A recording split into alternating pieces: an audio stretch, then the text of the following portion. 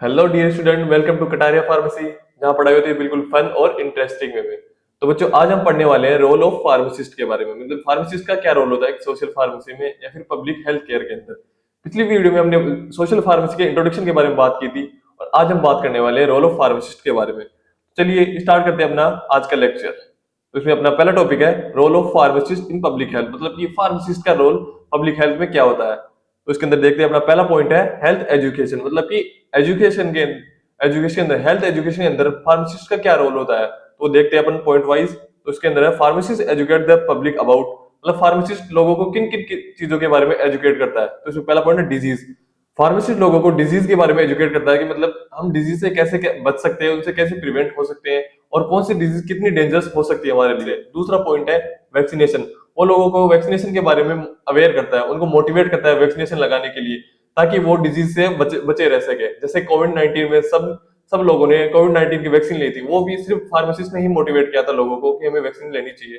तीसरा पॉइंट है न्यूट्रिशन, मतलब कि वो लोगों के न्यूट्रिशन के बारे में बताता है, लोगों को अवेयर करता है कि हमें कौन सी डाइट लेनी चाहिए, और हमें मतलब कि स्मोकिंग वगैरह जंक फूड ये नहीं करना चाहिए।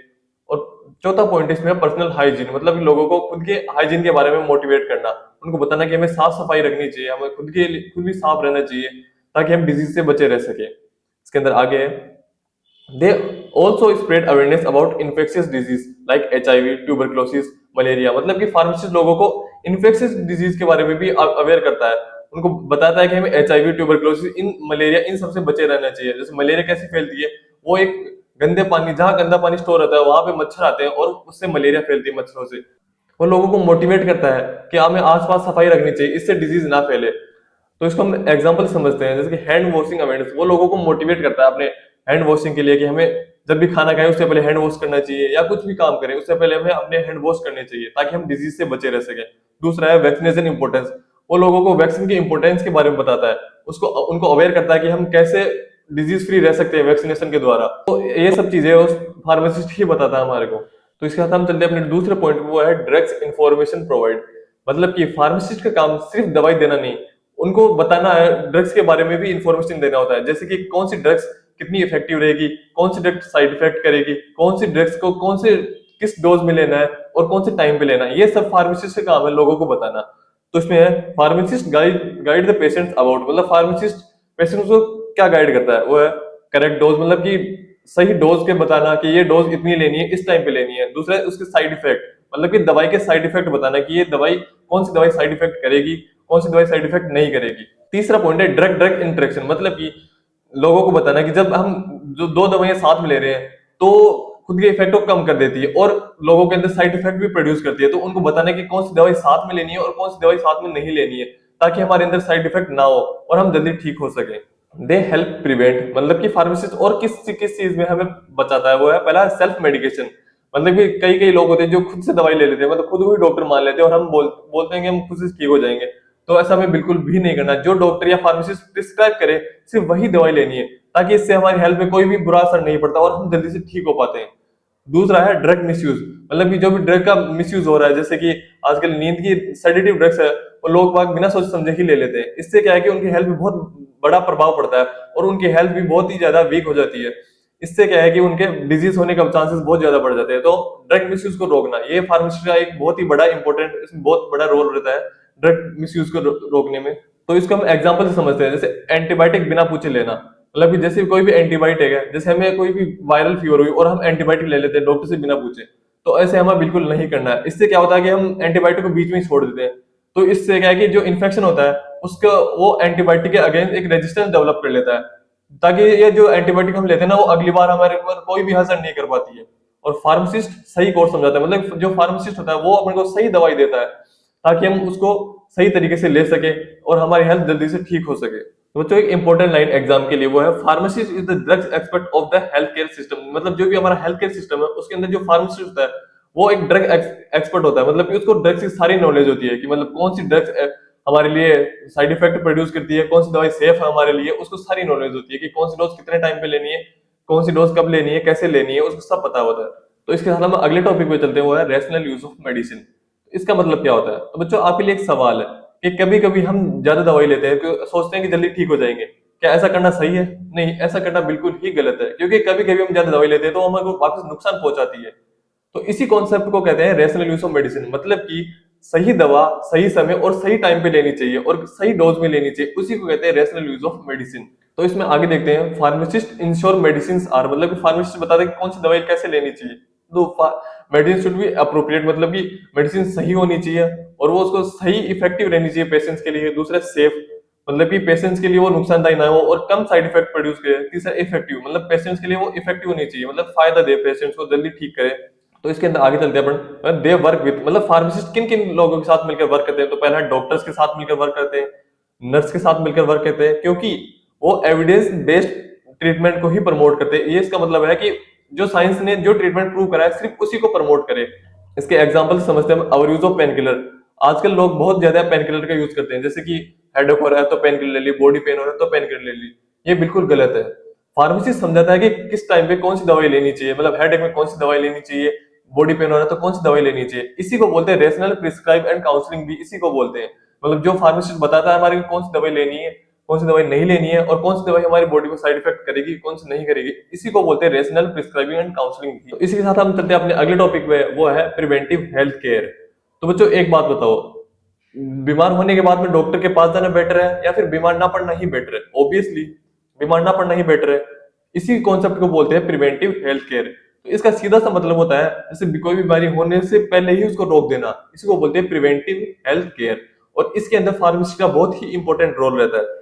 तो इसमें देखते हैं फार्मासिस्ट का क्या रोल रहता है। तो इसमें फार्मासिस्ट एक्टिवली पार्टिसिपेट इन, मतलब फार्मासिस्ट किन किन प्रोग्राम से पार्टिसिपेट करता है। तो इसमें है इम्यूनाइजेशन प्रोग्राम, मतलब कि जो वैक्सीनेशन होता है वो लोगों को मोटिवेट करता है वैक्सीनेशन लगवाने के लिए।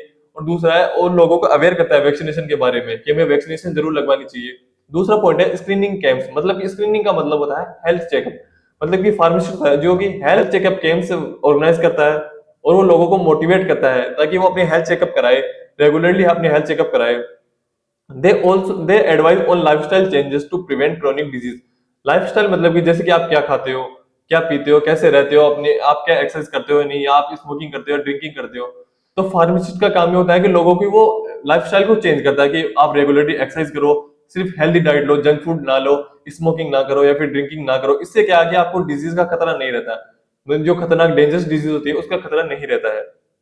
आगे चलते हैं इसके अंदर, इसको अपन एग्जांपल से समझते हैं, जैसे कि diet advice for diabetic patient, मतलब जो भी कोई डायबिटिक पेशेंट है, डायबिटीज पेशेंट है, उसको डाइट के बारे में एडवाइस देना, मतलब कि आपको सिर्फ हेल्दी खाना है, शुगर ज्यादा नहीं करना है, शुगर ज्यादा खाना नहीं है, जंक फूड नहीं खाना ज्यादा, सिर्फ हेल्दी डाइट कंज्यूम करनी है और टाइमली डाइट को लेना है।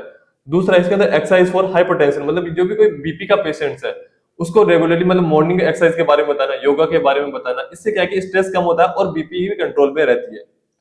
तो इसके अंदर एक एग्जाम लाइन है, मतलब कि एक इंपॉर्टेंट लाइन है, वो उसको अपन पढ़ लेते हैं। Prevention reduce disease burden and health care cost, मतलब कि किसी भी बीमारी से बचाव ही अपनी डिजीज को कम करता है और अपन जो हेल्थ केयर के अंदर अपन जो पैसे देते हैं अपने इलाज के लिए वो भी कम होता है इससे। तो अपन अगले टॉपिक पे चलते हैं, वो है फार्माकोविजिलेंस। तो बच्चों आपके लिए एक सवाल, क्या सारी दवाइयां सेफ होती है? इसका जवाब है बिल्कुल नहीं, क्योंकि कुछ दवाइयां होती है जो कि अपने बॉडी के अंदर साइड इफेक्ट प्रोड्यूस करती है और इन्हीं साइड इफेक्ट का ध्यान रखने का काम होता है फार्माकोविजिलेंस का। तो इसका सीधा सा अर्थ है फार्माकोविजिलेंस हमारे अंदर जो भी बॉडी के अंदर दवाई लेने के बाद में जो भी साइड इफेक्ट हो रहे हैं उनको ध्यान रखने वाला होता है। तो इसके अंदर देखते हैं फार्मासिस्ट का क्या रोल रहता है। Pharmacist monitor adverse drugs reaction, मतलब कि दवाई लेने के बाद में जो भी हमारी बॉडी के अंदर जो भी एडवर्स या मतलब जो भी कोई साइड इफेक्ट हो रहे हैं उनका ध्यान रखता है फार्मासिस्ट। जैसे कि एग्जाम्पल है इचिंग हो गई, स्किन रेसेस हो गया, फिर वोमिटिंग हो गई। तो दूसरा पॉइंट है रिपोर्ट एडीआरएस टू ऑथोरिटीज, मतलब कि जो भी अपने साइड इफेक्ट हुए हैं उनको पेशेंट से उनको आइडेंटिफाई करेगा, उसकी रिपोर्ट लेगा और वो आगे अथॉरिटीज को दे देगा, जैसे कि डॉक्टर्स या फिर हॉस्पिटल्स में दे देगा। इसी से ड्रग्स की सेफ्टी बनी रहती है। आगे चलते हैं इसके अंदर, इसको अपन एग्जांपल समझते हैं, जैसे कि skin rashes after medicine, pharmacist report ADR, मतलब कि जैसे कि हमने जब भी किसी भी पेशेंट ने दवाई ली और उसने साइड इफेक्ट उसकी स्किन पर रेसेस हो गए, तो फार्मासिस्ट सारी डिटेल्स लेगा उस पेशेंट से और उस रिपोर्ट को आगे अपनी अथॉरिटीज के अंदर दे देगा, जैसे कि किसी भी डॉक्टर या फिर गवर्नमेंट हॉस्पिटल्स में दे देगा। और इसके अंदर पे एक इंपॉर्टेंट लाइन है एग्जाम के लिए, हुआ pharmacovigilance is equals to safety monitoring of medicine, मतलब कि जो फार्माकोविजिलेंस होता है वही सारी मेडिसिन के साइड इफेक्ट पर नजर रखता है और जैसे भी कोई साइड इफेक्ट प्रोड्यूस हुआ तो वो पेशेंट से सारी डिटेल्स लेकर अपनी अथॉरिटीज को दे देता है। इससे क्या है कि सेफ्टी बनी रहती है दवाइयों। इसी के साथ हम चलते हैं अपने अगले टॉपिक पे, वो है हेल्थ प्रमोशन प्रोग्राम। तो बच्चों फार्मेसी सिर्फ बीमारी का इलाज नहीं करती, बल्कि उसको होने से पहले रोक भी देती है, और इसी कॉन्सेप्ट को बोलते हैं हेल्थ प्रमोशन। तो इसमें देखते हैं फार्मासिस्ट का क्या रोल रहता है। तो pharmacist work in programme related to, मतलब फार्मासिस्ट किन किन प्रोग्राम से वर्क करता है। तो पहला है फैमिली प्लानिंग, मतलब कि वो कपल्स को गाइड करता है फैमिली प्लानिंग के बारे में। दूसरा है वो कि वो पॉपुलेशन को कंट्रोल करता है। इसके अंदर दूसरा पॉइंट है मैटरनल एंड चाइल्ड हेल्थ, मतलब कि वो प्रेग्नेंट वुमेन्स की केयर करने को एडवाइस देता है। दूसरा है वो चाइल्ड हेल्थ की वैक्सीनेशन के बारे में बताता है, मतलब चाइल्ड की वैक्सीनेशन के बारे में बताता है। तीसरा है वो चाइल्ड की न्यूट्रिशन के बारे में बताता है। इसके अंदर तीसरा पॉइंट है न्यूट्रिशन, मतलब वो बैलेंस डाइट के बारे में लोगों को अवेयर करता है। तो इनको हम एग्जाम्पल से समझते हैं। एंटी स्मोकिंग काउंसलिंग, फार्मासिस्ट लोगों की काउंसलिंग करता है स्मोकिंग को छोड़ने के लिए, और वो लोगों को बताता है कि इससे हमें कैंसर का खतरा बढ़ता है, और इसमें मेडिसिन भी काम करती है स्मोकिंग के अंदर। दूसरा है चाइल्ड न्यूट्रिशन अवेयर, मतलब वो चाइल्ड के न्यूट्रिशन के बारे में लोगों को अवेयर करता है कि हमें लोग बच्चों को सही डाइट देनी चाहिए, ताकि उनका बैलेंस डाइट बनी रहे और वो हेल्दी रह सके। तो इसी के साथ हम चलते हैं अपने अगले टॉपिक पे, वो है कम्युनिटी सर्विस। तो बच्चों फार्मासिस्ट सिर्फ दवाई नहीं बेचता है, बल्कि वो सोसाइटी के लिए भी काम करता है, और इसी को बोलते हैं कम्युनिटी सर्विस। तो बच्चों फार्मासिस्ट किन किन प्रोग्राम से, मतलब फार्मेसी तो बच्चों फार्मेसिस्ट सोसाइटी के लिए क्या क्या करता है। तो इसमें पहला पॉइंट है फ्री मेडिकल कैंप्स, मतलब कि वो फ्री में मेडिकल कैंप्स वो ऑर्गेनाइज करता है। तो पहला पॉइंट है इसके अंदर फ्री मेडिकल कैंप्स, मतलब कि वो फार्मासिस्ट लोगों के लिए फ्री में मेडिकल कैंप्स ऑर्गेनाइज करता है। इसमें वो फ्री मेडिसिन डिस्ट्रीब्यूट करता है लोगों के अंदर। रूरल एरिया के अंदर फ्री में चेकअप्स करता है, जैसे बीपी के चेकअप्स हो गए, वो हेल्थ चेकअप्स। दूसरा पॉइंट है इसके अंदर ब्लड डोनेशन ड्राइव्स, मतलब कि वो लोगों को ब्लड डोनेशन के बारे में अवेयर करता है, वो ब्लड की इंपोर्टेंस के बारे में बताता है लोगों को, और इमरजेंसी पड़ने पर वो ब्लड भी कलेक्ट करता है। तीसरा पॉइंट है हेल्थ चेकअप प्रोग्राम्स, मतलब कि वो pharmacist health checkup programmes organise करता है, लोगों के हेल्थ चेकअप्स करता है, जैसे बीपी चेकअप हो गया, डायबिटीज चेक होगी, और वो लोगों को अवेयर करता है हेल्थ चेकअप्स करवाने के लिए।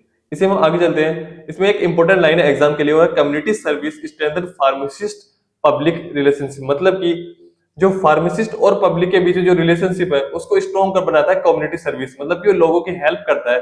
तभी वो फार्मासिस्ट और पब्लिक के बीच के अंदर एक स्ट्रॉन्ग बॉन्ड बनता है। इसी से क्या है कि लोग फार्मासिस्ट पे ट्रस्ट करने लगते हैं और उसकी सारी बात मानने लगते हैं, ताकि वो सेफ रह सके डिजीज के लिए। तो इसी के साथ हम चलते हैं अपने अगले टॉपिक पे, वो है इमरजेंसी हेल्थ सपोर्ट।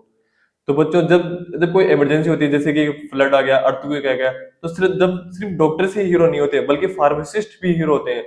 जैसे कि इमरजेंसी कब कब होती है, जैसे कि डिजास्टर, मतलब जैसे फ्लड्स आ गई, अर्थक्वेक आ गया, या फिर लैंडस्लाइड कर गई, उसके अंदर सिर्फ डॉक्टर्स ही लोगों की हेल्प नहीं करते, बल्कि फार्मासिस्ट भी बहुत ज्यादा हेल्प करते हैं। दूसरा है एपिडेमिक्स, मतलब इसका मतलब होता है जब कोई एरिया के अंदर सडनली किसी भी बीमारी के केसेस सडनली बढ़ जाते हैं, उसी को बोलते हैं एपिडेमिक। जैसे कि एग्जांपल हो गए डेंगू के, मलेरिया के, उस केस के अंदर भी फार्मासिस्ट का बहुत बड़ा रोल रहता है। तीसरा है पेंडेमिक्स, मतलब कि इसका मतलब होता है कि जैसे कि कोई एरिया नहीं बल्कि पूरी सिटी या बहुत सारी सिटीज के अंदर किसी भी बीमारी के केसेस, जैसे कोई नई बीमारी के केसेस सडनली बढ़ जाते हैं, उसी को बोलते हैं पेंडेमिक। जैसे कि इसका एग्जांपल है कोरोना वायरस, सबने देखा है अभी तक। तो इसके अंदर भी फार्मासिस्ट का बहुत ही ज्यादा बड़ा रोल था, जैसे कि वो लोगों को अवेयर करता था मास्क पहनने के बारे में, उनको वैक्सीनेशन के लिए अवेयर करता था, और उनको गलत मेडिसिन लेने से भी रोकता था। तो अब देखते हैं फार्मासिस्ट का क्या रोल था इमरजेंसी के अंदर। तो इसमें पहला पॉइंट है फर्स्ट एड, मतलब कि जैसे भी कोई छोटी मोटी चोट लग जाए तो लोगों को फर्स्ट एड प्रोवाइड करना, उनको बैंडेज या छोटी मोटी मेडिसिन प्रोवाइड करना। दूसरा है लाइफ सेविंग मेडिसिन, मतलब कि लोगों को एंटीबायोटिक्स, इंसुलिन और इनहेलर्स प्रोवाइड करना, इससे क्या है कि लोगों की जान बच सके। तीसरा पब्लिक गाइडेंस, मतलब लोगों को गलत अफवाह से बचाना, उनको सही गाइडेंस देना, उनको सही बीमारी के सही डोजेस के बारे में बताना या सही मेडिसिन के बारे में बताना। अब इसके अंदर आगे चलते हैं, वो है एग्जाम्पल। इसको अपन एग्जाम्पल से देखते हैं। तो Covid pandemic medicine guide, food relief medicine aids, मतलब जैसे कोविड 19 के अंदर फार्मासिस्ट लोगों को अवेयर करता था मास्क लगाने के लिए, उनको वैक्सीनेशन के लिए अवेयर करता था, और उनको गलत मेडिसिन लेने से भी बचाता था। उनको सही सही मेडिसिन और सही चीज के लिए अवेयर करता था कि वैक्सीन लगाए में, मास्क पहनना चाहिए और हैंड सैनिटाइजर का यूज करें। दूसरा food relief medicine medicinal aids, मतलब कि लोगों को फूड प्रोवाइड करना, उनको फर्स्ट एड प्रोवाइड करना, यही फार्मासिस्ट का काम था। आगे चलते इसके अंदर देखते हैं अपन इंपोर्टेंस ऑफ सोशल फार्मेसी। अब देखते हैं सोशल फार्मेसी की क्या इंपोर्टेंस है। इसमें पहला है promote safe and rational drugs use, मतलब कि सेफ दवाई और सही यूज, दवाइयों का सही यूज बताना, मतलब कि कौन सी दवाई कब लेनी है, कितनी डोज में लेनी है, कितनी लेनी है और कैसे लेनी है, ये सब फार्मासिस्ट का काम होता है लोगों को बताना। दूसरा है इम्प्रूव पब्लिक हेल्थ अवेयरनेस, मतलब कि लोगों के अंदर पब्लिक हेल्थ के बारे में अवेयरनेस फैलाना। मतलब कि लोगों को बताना कि हमें साफ मतलब गंदा पानी स्टोर ना होने देना अपने आसपास। इससे क्या है कि डिजीज का खतरा बढ़ जाता है, जैसे मलेरिया डेंगू का खतरा बढ़ जाता है।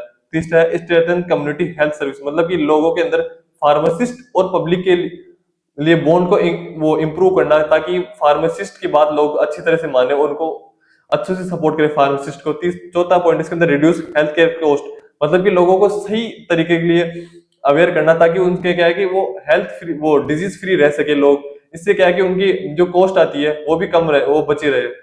और इसमें पांचवा पॉइंट है build a bridge between pharmacist and society, मतलब सोसाइटी और फार्मासिस्ट के बीच में एक ब्रिज बनाना, ताकि लोगों के अंदर और फार्मासिस्ट के अंदर बॉन्ड बना रहे, आपसी मेलजोल रहे।